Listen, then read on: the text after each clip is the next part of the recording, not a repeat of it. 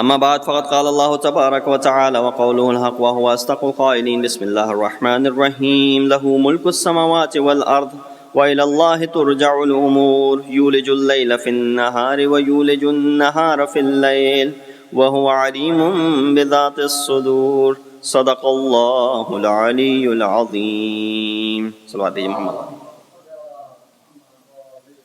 Assalamu alaikum wa rahmatullahi wa barakatuhu. Continuing with the tafsir of Surah Hadid, we were discussing the concept of how Allah subhanahu wa ta'ala was mentioning in regards to this gradual process of creating this universe in 6 days, and that's what we've been discussing yesterday, and we concluded and we talked about those 6 steps or those 6 stages. It does not literally mean 6 days, but each day is referred to as a longer period, a phase of maybe 1,000 years, a millennium, and so on and so forth. So that's something which we had left off yesterday. Today, the last part of that ayah says, ثُمَّ اسْتَوَىٰ عَلَى الْأَرْشِ, that after creating the earth or the universe in 6 days, he sat on the throne. ثُمَّ اسْتَوَىٰ عَلَى الْأَرْشِ. This is one of the ayat which could be referred to as mutashabihat. To some people, because the tafsir done by some of the mufassirin, they take this ayat to be in a literal sense. And they say that, well, Allah subhanahu wa ta'ala literally ascended or got on top of a throne. So for example, there was a throne and Allah subhanahu wa ta'ala went ahead and sat onto it after he was done creating the universe. So that is a wrong concept, because we cannot associate any body parts with Allah subhanahu wa ta'ala. So what is this arsh which is being explained over here? Linguistically, arsh means a place with the roof. And sometimes roof itself is referred to as the arsh. For example, in the story of Prophet Uzair in Surah Baqarah verse 259, when Prophet Uzair is walking through this city and he sees the ruins, and obviously he asked Allah subhanahu wa ta'ala, how are you going to bring this city back to life again? So Allah subhanahu wa ta'ala shows him by giving him death for 100 years and then raising him back again.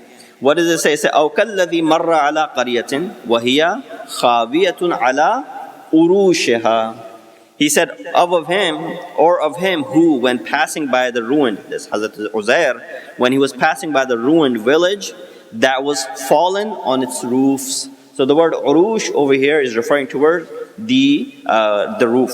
Sometimes it is used in the meaning of throne, of salatin, of the kings, for example, like the story of Prophet Sulaiman when he requested the arsh of Bilqis to be brought back. In Surah Namal, verse number 38, it says, قَالَ يَا أَيُّهَا الْمَلَأُ أَيُّكُمْ يَأْتِينِ بِعَرْشِهَا قَبْلَ أَنْ يَأْتُونِ مُسْلِمِينَ. He said, Prophet Sulaiman said, O members of the elite, which of you will bring me her throne before they come to me in submission? So obviously he was waiting for them to come and be submissive and embrace the religion. And he said, which one of you will bring their throne back to me before they reach here? So obviously the next ayah explains, Ifrit, who was among the jinns, got up and said, I'll bring him in such a time. Hazrat Sulaiman said, that is too long. I want it even sooner than that. So then Asif Barkhia, who was among the present over there, he said, I will bring it قَبْلَ أَنْ يَرْتَ, before you can even blink your eyes. So he said, okay, go ahead and bring it, and he was able to bring it. So this was the story behind it. But the word that is being explained, or which we are trying to explain, is the word arsh, which is used over here. So the word arsh over here is used in the sense of the throne. Sometimes it is used in the meaning of trellises, which are used for tying down the trees. As mentioned in Surah An'am, it says in 141, وَهُوَ الَّذِي أَنْشَأَ جَنَّاتٍ مَعْرُوشَاتٍ وَغَيْرَ مَعْرُوشَاتٍ. It is He who produces gardens trellised without or with trellises. So we see that sometimes it is used in that sense as well. But when it is used for Allah as an arsh of Allah subhanahu wa ta'ala, it means the entire existence is in reality or under the sovereignty of Allah subhanahu wa ta'ala, and not something which is hypothetically or in a sense of metaphorically being spoken of. No, when Arsh of Allah is referred, it's not in the literal sense the Arsh of Allah subhanahu wa ta'ala. Rather, it is referring towards the sovereignty and the governorship and the rulership of Allah subhanahu wa ta'ala over everything. And that's when he says, in fact, the sentence ثُمَّ اسْتَوَىٰ عَلَى الْأَرْشِ is not a metaphor, is as a metaphor for having power and rule over countries' affairs. For example, someone who's the ruler, to this person belongs the kursi. So the word kursi has also appeared in Ayatul Kursi, but it's not the literal kursi that Allah subhanahu wa ta'ala is sitting upon, or this arsh is not something which Allah subhanahu wa ta'ala is sitting upon. Lastly, this verse talks about Allah being with us always, and He is with you wherever you may be, and Allah sees best what you do. Our existence is in need of Allah subhanahu wa ta'ala moment after moment. We cannot disconnect from Him, otherwise we will cease to exist. We're in need of Him and seek assistance from Him. He is the essence of all existence. He's been there, or He's been with us ever since we were nothing. Lam yakun shay'an mathkura. Then in the womb of our mothers, He was there, and after the death in barzakh, and then in qayamat. So Allah subhanahu wa ta'ala in all of these steps will be with us. This notion that He's always with us gives us the feeling of His majesty, and on the other hand, it gives us the itminan, the serenity and self-esteem, and increases bravery and valor, that we are backed by Allah subhanahu wa ta'ala. He's always with us. This is a reality, and that He's always with us, and He's always everywhere. This is where Prophet Muhammad, peace be upon him, said, so in min afdal al-iman al-mar'i an ya'lama anna Allah ta'ala ma'ahu haythu kan. It says the highest level of iman. Now we've heard different levels of iman. Prophet is saying the highest level of iman for mankind is that he knows that God is with him wherever he goes. That is the highest level of iman. If you can attach that with yourself, then you will be really watching over all the actions and the deeds that you perform. Prophet Musa ﷺ also asked Allah subhanahu wa ta'ala, Aina ajiduka ya Rab? Where do I find you, O Allah? He replied, Ya Musa, Iza qasatta ilayya faqad wasalta ilayya. As soon as you think about me, you have reached me. So you don't really have to make a journey to come to me. You think about me, you are with me right away. So the fifth and the sixth verse that I recited today, Lahu mulku samawati wal ard wa ila Allahi turja'ul umur. It says, to Him belongs the kingdom of the heavens and the earth, and to Allah all matters are returned. He makes the night pass into the day and makes the day pass into the night, and He knows best what is in your chests, in your hearts, in your sudur.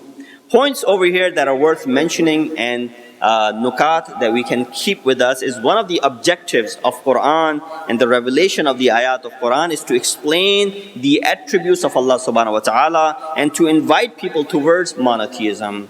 When He's mentioning this, He's alimun, khabirun, that He's basir, that He can see everything. All of these attributes, He's khaliq, He's malik and whatnot, these are all to go ahead and give an idea, the concept of monotheism, and invite people towards monotheism. Initial verses of Surah Hadid accomplish that very, very openly and profoundly. Principles of governance and the management can also be summarized in a few things by looking at the first 6 or 7 ayat of this Surah Hadid. If you want to give someone a charter of how to have management and complete authority and complete governance and management, these are the tools that you look for. First, knowledge and awareness of those things which are visible and those which are invisible, seen and unseen. Now, to an extent, you and I would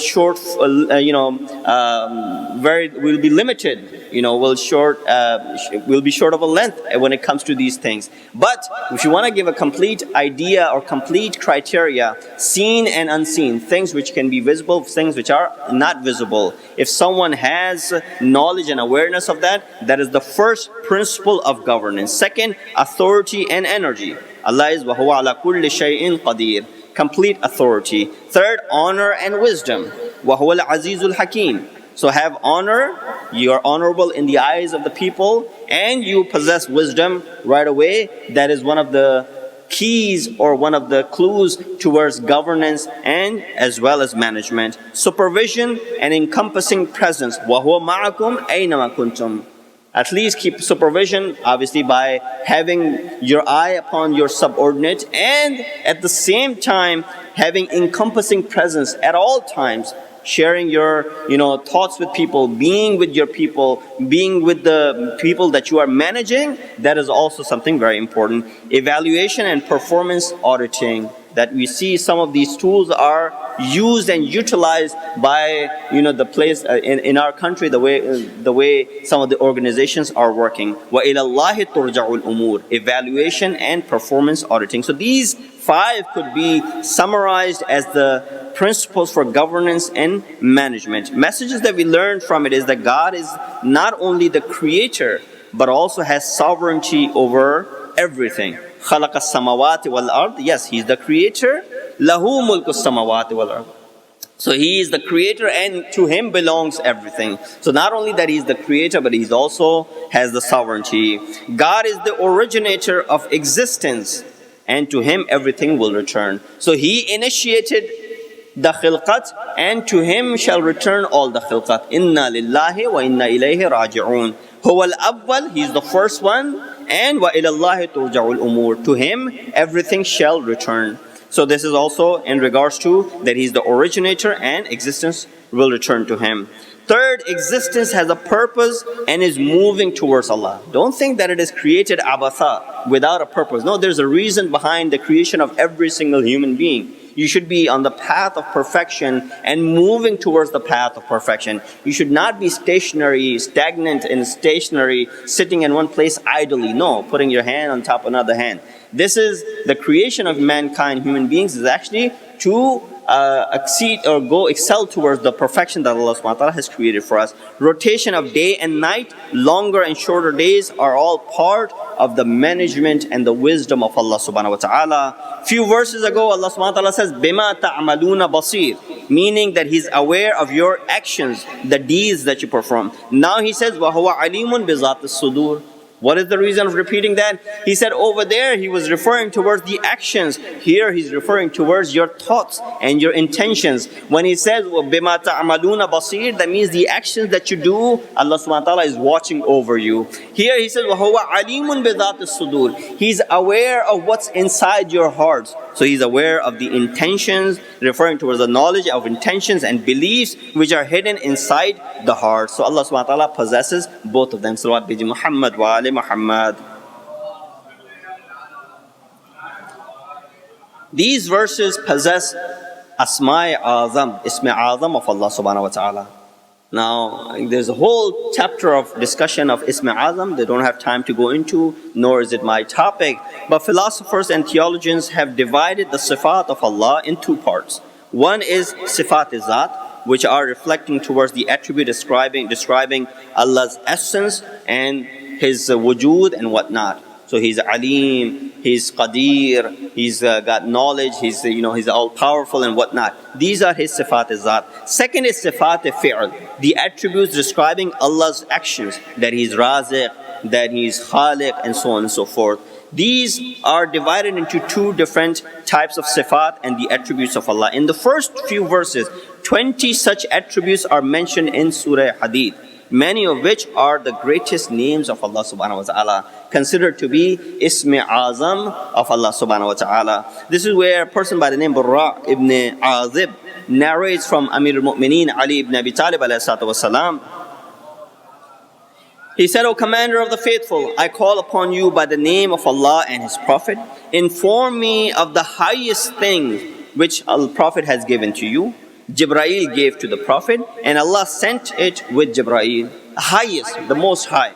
Imam said, if you want to call Allah with His highest names, read the first 6 verses of Surah Hadid, then read the last 4 verses of Surah Hashr, and then raise your hands in dua. By God, you will reach all of your demands. So the first 6 verses of Surah Hadid and the last 4 verses of Surah Hashr combined together are, among them is Ismi Azam of Allah subhanahu wa ta'ala. And I'll explain very briefly what is the effect of this Ismi Azam. Among the knowledge that the person by the name Asif ibn Barkhiyah had, the one who was able to bring the throne of Bilqis from 1500 miles away when Prophet Sulaiman asked him to bring it. How was he able to transfer a physical object 1,500 miles in a blink of an eye? Today it's impossible to even think about it. The same way 10 years ago it was impossible, or 20 years ago it was impossible to get a letter across the globe to another individual with a blink of an eye. Today, through internet and mail and email, it is possible. You can get your message across within seconds, you send a letter. Back then you had to wait for many days. So as time is progressing, as advancements are coming in, we see things are becoming easier and easier. But so many years ago, Asif al-Barqi was able to perform an act which is extraordinary through his ilm that he possessed. When Imam was asked as to how Asif al-Barqi was able to perform such an act, Imam said he had knowledge of one of the 73 asma of Allah subhanahu wa ta'ala, asma azam of Allah subhanahu wa ta'ala. And then Imam said he was able to perform because he had one of those 73. We have 72 out of 73 asma, and the ilm of those asma, just imagine if you have one, what Asif al-Barqi was able to perform. If you had 72, what wonders you can cause, or what kind of thing that you will be able to perform. Salawat Biji Muhammad wa ali Muhammad. So I think this much is enough about the exalted nature of these verses, but we shouldn't forget that Isma Azam are not merely words. Molding oneself into them is also important in order to implement what Allah subhanahu wa ta'ala is asking with fi'l, with action, alongside with seeking this dua which we just mentioned. Verse number 7 says, Aminu billahi wa rasulihi wa anfiqu mimma ja'alakum mustakhlifina fih فَالَّذِينَ آمَنُوا مِنْكُمْ وَأَنْفَقُوا لَهُمْ أَجْرٌ كَبِيرٌ. I want to discuss and focus only on this ayah today, but because we had left the previous ayahs in the previous nights, I had to discuss and cover them. The very important topic which is being discussed over here is infaq, is spending in the way of Allah subhanahu wa ta'ala. It says, have faith in Allah and His apostle, and spend out of what? That wherein He has made you successors. Those of you who have faith and spend in the way of Allah, there's a great reward for them. Points over here that was worth mentioning is that in the 7th verse, Allah is addressing the mu'mineen, reminding them that you claim to have belief in Allah and the apostle. Now it's time to prove it. Just merely uttering from your tongue and saying, oh, I believe in Allah and I believe in the Prophet is not enough. What do you got to do? You got to show it through your actions as well. How do you prove? To prove that, you must spend in the way of Allah subhanahu wa ta'ala. So simple. The criteria, Aminu billahi wa rasulihi wa anfiqu mimma ja'alakum mustakhlifina fi. Now that you have claimed that you believe in Allah and His apostle, to prove that, you must go ahead and spend in the way of Allah subhanahu wa ta'ala. The word ja'alakum mustakhlifina fi either means that, oh people, you are successors of Allah on earth. Mustakhlifina from khalifa, that you are the khalifa or the successor or the representative of Allah on earth. The same way, inni ja'ilun fil arda khalifa, in regards to Hazrat Adam alayhi salatu wassalam. But the more appropriate meaning is that you are the people of today and successors of your ancestors. Wealth which you possess now was in the possession of those who lived before you. Therefore, spend it in the way of Allah. There will come a day when you will no longer be around and your children will be inheriting it from you. So don't accumulate it with you thinking that it'll remain with you. This is the same wealth which was possessed by your forefathers. You have it now, tomorrow your children will have it. So go ahead and spend it in the way of Allah subhanahu wa ta'ala. Infaq or giving is not restricted to mankind. Living beings, it can be seen in all of the universe. We see the example of sun. These days, yes, sun is coming down hard on us because of the long rosas or the long days of fasting. We try to get in the shade wherever possible. But sun, if it wasn't for the existence of sun, how much we would be deprived. Go imagine living in places. In fact, in our universe, planets where there's no sunlight or there's lack of sunlight, there's actually no living, there's no life over there, there's no existence over there. So we see the example of sun which produces 450,000 million mass and matter into nur and heat and light every single day, which is reaching us and which is lighting up our world every single day. This is infaq by the sun that Allah subhanahu wa ta'ala has created. Tree produce tons of edibles every day, bring out from the heart of land. Thus we can deduce that infaq is a natural law, is a genetic honor. It's not something which is only related to mankind. But if you don't go ahead and do infaq in the way of Allah subhanahu wa ta'ala, with all the opportunities that are in front of you, you are worse than the sun, and even you're worse than the land and the sand.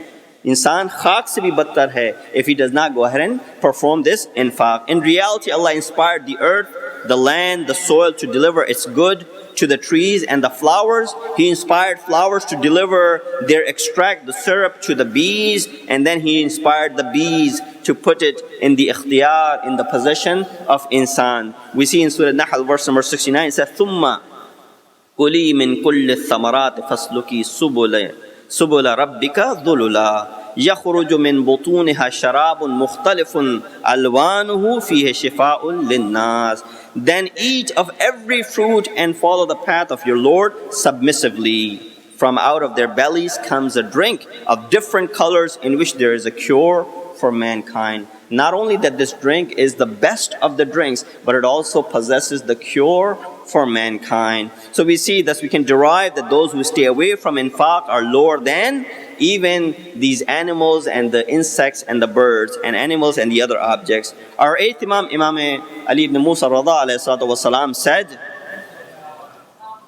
السخي قريب من الله قريب من الجنة قريب من الناس والبخيل بعيد من الله بعيد من الجنة وبعيد من الناس. It's a very simple saying by our Imam. He says that the one who's generous is close to Allah, close to paradise, and as well as close to other people. Wal-bakhil, stingy, the miserly, is away, far away from Allah subhanahu wa ta'ala, far away from the paradise, and as well as he's far away from other mankind. So even infaq is not limited. Dispense of zakat and khums is according to some sort of limits, and it's not in extravagance. You can only pay so much khums and you can only pay so much zakat. Beyond that, it is not wajib upon you. Because more than the limit, it will become hardship upon us. That's why there's balance and check and nisab for every single thing. I want to continue more thoroughly onto the topic of infaq and how you and I can contribute in the places which are best for us to go ahead and invest in order for us to take this benefit tomorrow in the day of judgment. So we have invested our money, our wealth, and our efforts in the best possible place there could be. Let us ask Allah subhanahu wa ta'ala to give us the tawfiq to be able to follow these commands of Allah subhanahu wa ta'ala in Quran, as well as the teachings of Prophet and Masumeen alayhi salatu wasalam. Allah gives the tawfiq to be able to follow the teachings of Masumeen alayhi salatu wasalam, hasten the zuhur of our awaited Imam, and make us among the helpers and the soldiers of Imam. Wa akhiru da'wana alhamdulillahi rabbil alameen.